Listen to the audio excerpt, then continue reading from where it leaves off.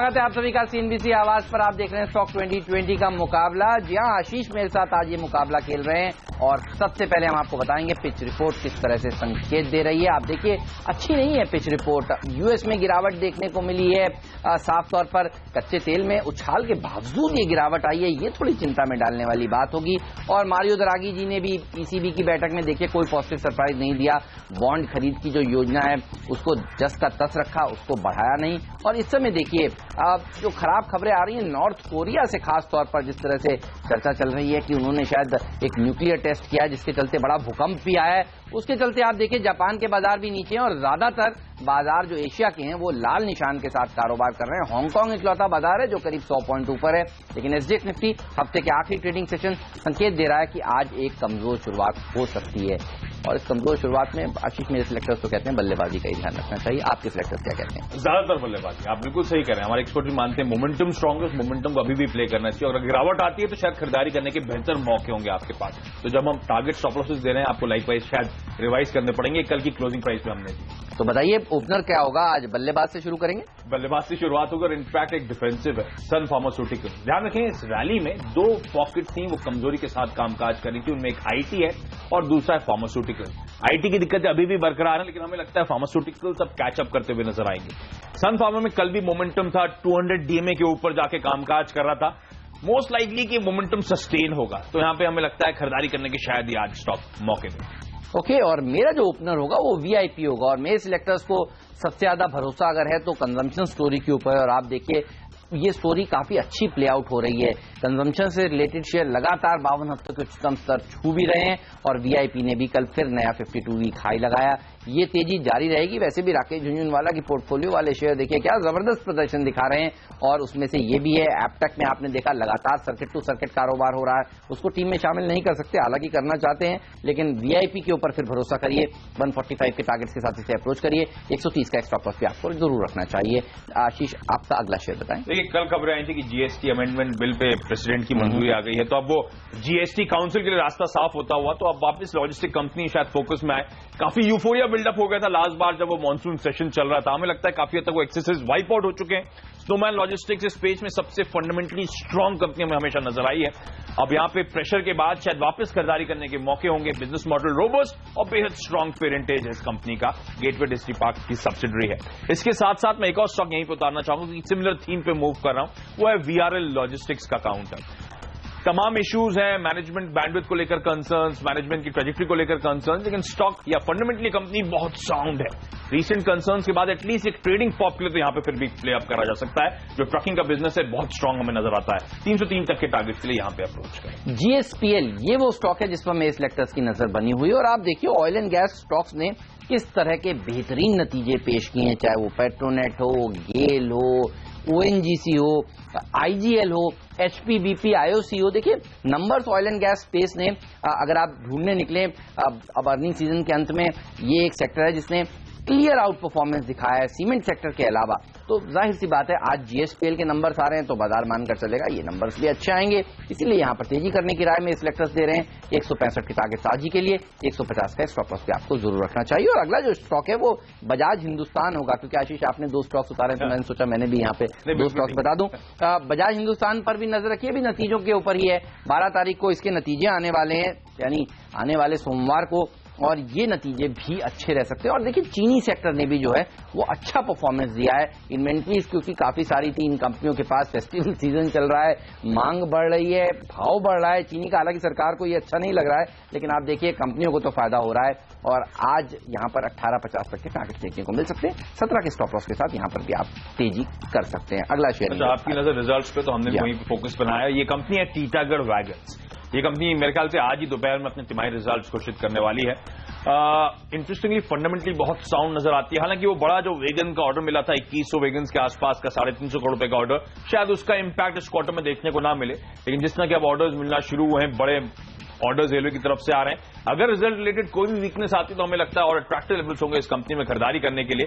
और जिस तरह से इस कंपनी ने अपने बिजनेस मॉडल में बदलाव करे हैं, अब ग्लोबल रेवेन्यूज भी अच्छे खासे आते हैं, टीटागढ़ वैगन्स को आपको अपने फोकस में रखना चाहिए। ये शायद आपका जैकपॉट स्टॉक भी रहा था हाल ही में, इसीलिए फंडामेंटली मैंने शुरुआत में मेंशन करना पसंद आता है। तो रिजल्ट रिलेटेड वीकनेस शायद एक अट्रैक्टिव लेवल होगा। और टेक्सटाइल के नतीजे भी हमने देखा 2 दिन पहले काफी जबरदस्त आए थे, तो टीटागढ़ वैगन के नतीजे भी अच्छे आ सकते हैं। इस पर नजर है आशीष की, नजर मेरी है नंबर्स के ऊपर ही जो आने वाले हफ्ते में आने वाले हैं। आप देखिए कल भी हमने आपको कहा था कि नजर रखिए, सुजलॉन पर अच्छी तेजी देखने को मिली थी, वहां पर कल 5-6% का रनअप था।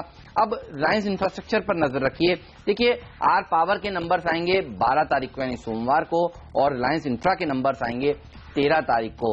13 तारीख को हालांकि छुट्टी है, बाजार बंद है ईद के उपलक्ष्य में, लेकिन रिलायंस इंफ्रास्ट्रक्चर में एक अच्छी तेजी आज के दिन बन सकती है। शुक्रवार के दिन आज और सोमवार को यहां पर तेजी होती हुई नजर आ सकती है। तो रिलायंस पावर के नंबर्स भी ठीक ठाक आने की उम्मीद है, और अगर रिलायंस पावर के नंबर्स अच्छे आते हैं तो रिलायंस इंफ्रा को उसका भी फायदा मिलने वाला है, क्योंकि ये कंपनी वहां पर हिस्सेदारी ओन करती है। तो एडीएजी पैक पर नजर रखिए, इन दोनों स्टॉक्स में से ये शेयर ज्यादा मजबूत लगता है मेरे सिलेक्टर्स को, इसलिए इसको चुना है। 625 के टारगेट आज के लिए 614 का स्टॉप लॉस भी आपको रख लेना चाहिए। एक पॉकेट जो बाजार में इस समय खासी हरकत दिखा रही है, इनफैक्ट कहना चाहिए ड्रीम रन है उन स्टॉक्स का, उन पॉकेट का, वो है इंफ्रा कंपनीज। बहुत तगड़े मोमेंटम में तमाम इंफ्रा कंपनीज आएंगी, लेकिन उस पैकेट से, उस पैक से मधुकॉन प्रोजेक्ट्स जो काफी लंबे समय से मौजूदा लेवल्स के आसपास कंसोलिडेट करती हुई नजर आई है, हमें लगता है यहां पे अब वो मोमेंटम आना बचा है, और इस कंपनी में हम उस ट्रेडिंग पॉप का वेट कर रहे हैं, शायद वो आज आता हुआ नजर आए। इंफ्रा पॉकेट्स आज भी रडार पे रहेंगी, और मधुकॉन प्रोजेक्ट जो कि रिलेटिव अंडर परफॉर्मर हो चुका है अपने तमाम पीयर्स के मुकाबले, आज यहां पे खरीदारी करने के मौके ढूंढे जा सकते हैं। रुचि सोया के ऊपर भी रखिए नजर, देखिए यहां पर भी तेजी देखने को मिल सकती है। अगले हफ्ते इसके परिणाम भी आने वाले हैं 13 तारीख को, जिस दिन भारतीय बाजार बंद है, लेकिन मेरे सेक्टर्स मानते हैं उससे ज्यादा इंपॉर्टेंट है सरकार जिस तरह से इन कंपनियों की मदद कर रही है, सेक्टर की मदद कर रही है। इंपोर्ट होने वाले ऑयल के ऊपर जिस तरह से ड्यूटीज लगने की बातें हो रही हैं, ये तमाम ऐसे फैक्टर्स हैं जिसके चलते छोटे मझौले शेयरों में एक अच्छा ट्रेडिंग पॉपअप देखा जा सकता है। 23 के टारगेट साजी के लिए 20-50 का स्टॉप लॉस पे आपको रख लेना चाहिए। आइए अब जानते हैं आज का मिस्टर डिपेंडेबल स्टॉक कौन सा है, आशीष बताएं। वॉलचंद नगर इंडस्ट्रीज होगा आज का हमारा भरोसेमंद खिलाड़ी। ध्यान रखें, कहा जा रहा है जो फ्रांस की रफेल की फाइटर जेट डील थी वो ऑलमोस्ट कल्मिनेशन पे, फाइनल क्लियरेंस भारत सरकार से बचा हुआ है। 7.25 बिलियन यूरोस की ये डील है, जिसमें कहा जा रहा है बहुत तगड़ा ऑफसेट क्लॉज शायद देखने को मिले, और इसीलिए डील अटकी हुई थी। भारत सरकार बड़े तगड़े निगोशिएशंस कर रही थी। अब कहा जा रहा है फ्रांस ने 50% जो वैल्यू है डील की उसे ऑफसेट के तौर पे इस्तेमाल करने को कहा है। डोमेस्टिक डिफेंस और एविएशन स्पेस पे इस पैसे को खर्च करा जाएगा, और वॉलचंद नगर इस तमाम स्पेस में बड़ा की बेनिफिशियरी हो सकता है। तो ऑफसेट क्लॉसेस के चलते जो एक्सपेक्टेड था कि डिफेंस कंपनीज को तगड़ा फायदा होने वाला है, अगर ये रफेल डील वाकई होती है फ्रांस के साथ 7.25 बिलियन यूरोस की, तो इस डिफेंस स्पेस आपके फोकस में नहीं चाहिए। कुछ डिफेंस कंपनीज आपने कल भी देखा होगा हरकत में आती हुई नजर आई थी। हमें लगता है वॉलचंद नगर रीसेंट करेक्शन के बाद अट्रैक्टिवली प्राइस है 161 तक के लेवल्स के लिए, ट्रेडिंग मोमेंटम के लिए यहां पे प्ले अप करें। रिको ऑटो ये स्टॉक है जो मेरे सिलेक्टर्स के रडार पर है, और आप देखिए ऑटो शेयरों ने क्या जबरदस्त रनअप दिखाया, और ऑटो स्टॉक्स के ऊपर मेरे सिलेक्टर्स काफी समय से बुलिश थे। आप देखिए बजाज ऑटो, मारुति, हीरो मोटो, आइशर, टीवीएस मोटर, इन तमाम शेयरों ने, ऑटो शेयरों ने कल नए लाइफ हाइज लगाए हैं। अब ऑटो शेयरों की जबरदस्त रैली के बाद ऑटो एंसिलरी स्टॉक्स भी नए लाइफ हाइज लगाते हुए नजर आएंगे, क्योंकि दरअसल माल तो यही कंपनियां इनको बनाकर देती हैं। जाहिर सी बात है, तो यहां पर तेजी देखने को मिलेगी। ऐसी कंपनियों पर नजर होनी चाहिए जिन्होंने तिमाही नतीजे अच्छे पेश किए हैं, और इसी तरह की कंपनियां में सिलेक्टर्स ढूंढ रहे हैं। रिको ऑटो ने देखिए 5 करोड़ के मुकाबले 14 करोड़ रुपए का मुनाफा कमाया, 220 करोड़ के मुकाबले 252 करोड़ रुपए की आय रही। अच्छे नतीजे रहे हैं, और ये नतीजे और अच्छे आने वाले हैं दूसरी तिमाही के, तो नतीजों के ऊपर फोकस रखिए। वहां पर एक रीरेटिंग देखने को मिलेगी। 7th पे कमीशन की जो पैसा लोगों के हाथ में आया है उसके चलते ज्यादा से ज्यादा ऑटो की बिक्री होगी, और वैसे भी अब आप देखिए फेस्टिवल सीजन शुरू होने वाला है, और एक तरह से कहें छोटा फेस्टिवल सीजन शुरू हो भी चुका है, तो डिमांड बढ़ेगी, तो ऑटो एंसिलरी स्टॉक्स पर आपकी नजर जरूर होनी चाहिए। यहां पर मेरे सिलेक्टर्स बुलिश हैं। 75 का टारगेट रिको ऑटो पर आज के लिए, 67 का एक स्टॉप लॉस पे आपको जरूर रखना चाहिए। बता चुके हैं हम आपको अब तक 6 स्टॉक्स, लेकिन बाकी के बचे हुए 4 शेयर कौन से हैं, आज का फ्रीड शेयर कौन सा है, पिंच हिटर स्टॉक कौन सा है, ये सब बताएंगे ब्रेक के बाद।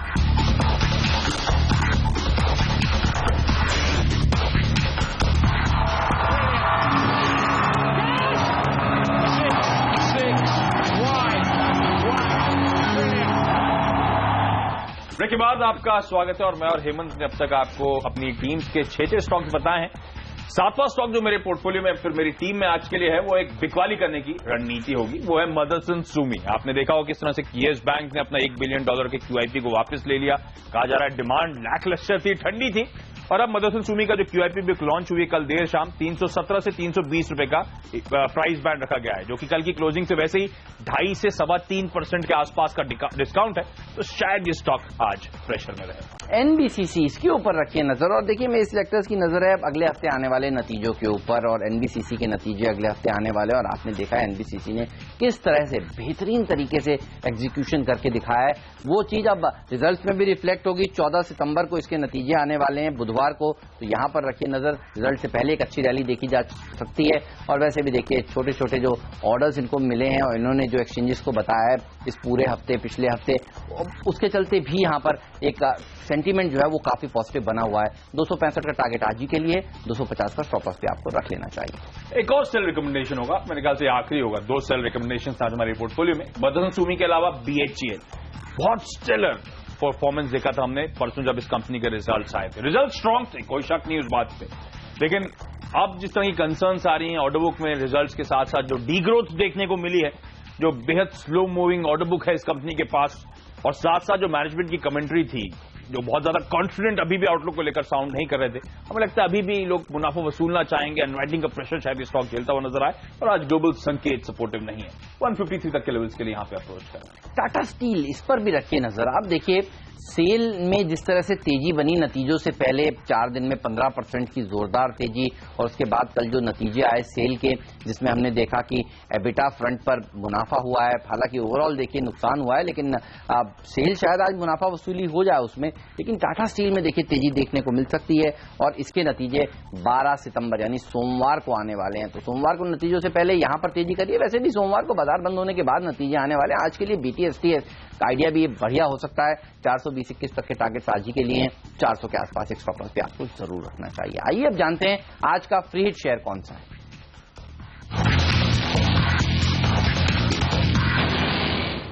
दसॉल्ट राफेल की डील की हमने बात करी थी, उसी कड़ी को आगे बढ़ाएंगे, और एक और interesting company Taneja aerospace and aviation, कई लोग इसे ताल के नाम से भी जानते हैं, पुणे बेस्ड एक कंपनी है। इस कंपनी जब कामकाज की शुरुआत करी थी तो नॉन मिलिट्री एयरक्राफ्ट बनाने से शुरुआत करी थी। इटालियन कंपनी के साथ टाई अप करा था, नेशनल एरोस्पेस लेबोरेटरीज के साथ टाई अप करा था, और आज ये कंपनी एविएशन रिलेटेड कारोबार में है। एयरक्राफ्ट मेंटेनेंस, एविएशन इंफ्रास्ट्रक्चर जिसमें एयरफील्ड और MRO सेवाएं मुहैया कराती है। और MRO आपको याद होगा इस देश को रीजनल हब बनाने की कोशिश है। इस समय भारत में जो एयरलाइंस ऑपरेट करती हैं 90% अपनी MRO एक्टिविटीज देश के बाहर करती हैं, क्योंकि टैक्स स्ट्रक्चर यहां पे बड़ा महंगा कर देता है MRO एक्टिविटीज को। तो अगर वो सरकार रियायत देती है तो इस कंपनी को आप वैसे ही फोकस में लेके आए। वैसे भी इस कंपनी के पास इस समय अपनी खुद की एयरफील्ड है, 2.25 किलोमीटर की एयरफील्ड, 250 एकड़ का लैंड पार्सल, और इस कंपनी के पास अपना खुद का MRO कॉम्प्लेक्स है।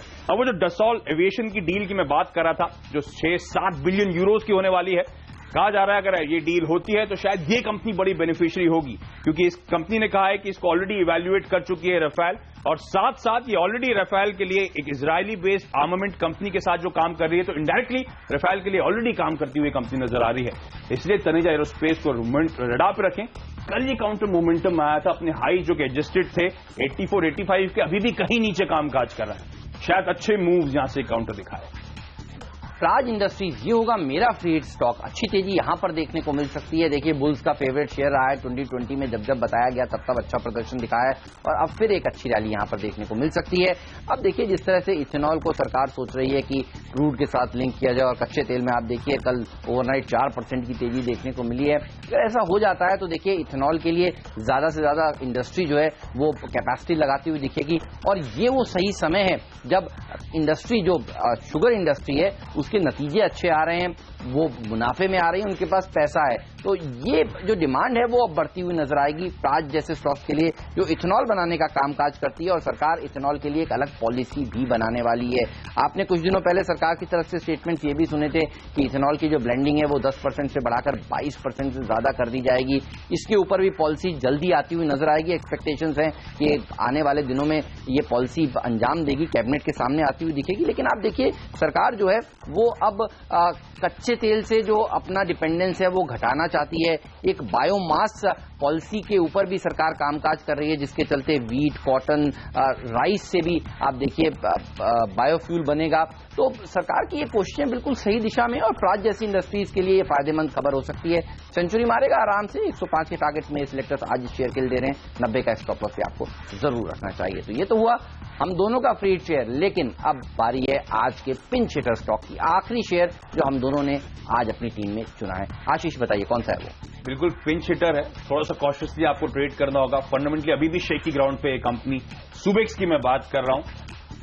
हम सब टर्न अराउंड का वेट कर रहे हैं। इस कंपनी के 12 सितंबर को रिजल्ट्स आने और साथ साथ प्रेफरेंशियल इश्यू जारी करने पर इस कंपनी के बोर्ड की बैठक है।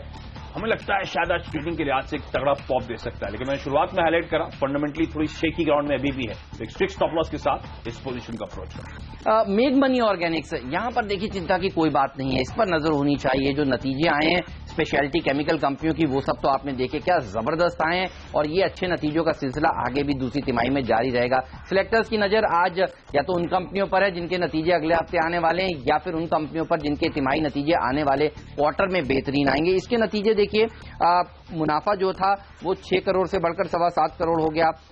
बिक्री जो थी वो 250 करोड़ से बढ़कर 280 करोड़ रुपए हो गई और सरकार ने जिस तरह से एंटी डंपिंग ड्यूटी लगाई है अलग अलग केमिकल्स के ऊपर, उसका फायदा तो इस पूरे सेक्टर को मिलता हुआ नजर आ ही रहा है। ये ऐसी कंपनी है जिसने लगातार आप देखिए पिछले 3 सालों में मुनाफे में 10% की CAGR ग्रोथ दिखाई है और रेवेन्यू में भी 17% के आसपास की अच्छी ग्रोथ दिखाई है। तो ये तेजी जारी रह सकती है। सेक्टर रोटेशन चल रहा है। ऑटो एंसिलरी स्टॉक्स में अच्छी तेजी के बाद अब स्पेशलिटी केमिकल सेक्टर वापस से फोकस में आता हुआ दिखेगा। बड़े फंड्स ने यहां पर खरीदारी भी की हुई है। 45 के टारगेट्स आज ही के लिए, 40 का स्टॉप लॉस भी आपको जरूर रखना चाहिए। तो ये है हम दोनों का पिंच हिटर स्टॉक। लेकिन लेंगे ब्रेक के बाद आपको बताएंगे कैप्टन चॉइस कौन सा है और एक क्विक रिकैप भी देंगे दोनों ही टीम्स का।